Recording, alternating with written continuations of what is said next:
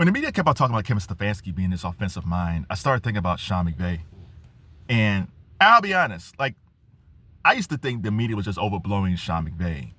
But then I started seeing his, like, assistants get jobs, and then I saw, like, guys who go into that system and how much better players they end up being.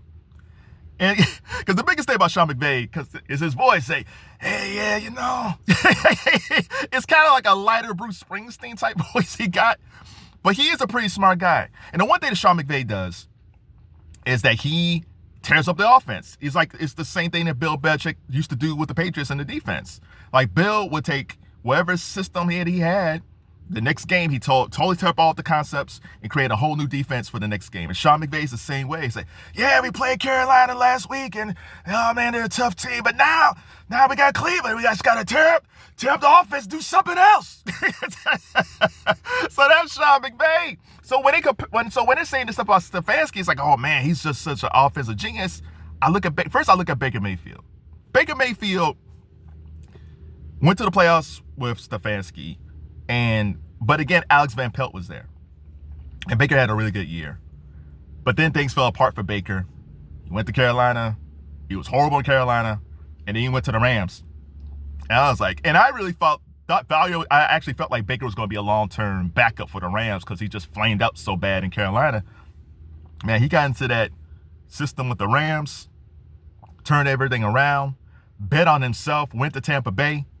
And then he signed that long-term contract, man. And he's been okay. I mean, still, I like Baker. I think he's feisty. I think he's really talented.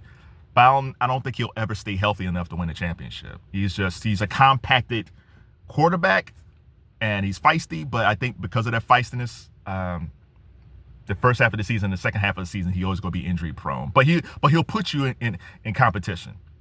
Second guy, Sam Darnold. Sam Darnold. He went to, again, he was with the Jets. He went to Carolina. He did okay in Carolina. And then he went to Minnesota. Kevin O'Connell was off that McVay tree. And Sam Darnold just changed his whole career. And then stupidly, the Vikings didn't keep him. He's now with the Seahawks, and now they're like the top team in the NFC. I don't know if they're going to the Super Bowl. If they win the Super Bowl, man, that's like one of the greatest comeback stories ever with Sam Darnold. But again, whatever stuff is in that McVay system, it's great teaching quarterbacks either reads or playing a philosophy. There's something that's in that system that helps these guys. And I'll give you a wide receiver. Let's go back to Cleveland. Odell Beckham Jr. Odell gets traded from the Giants, goes to Cleveland.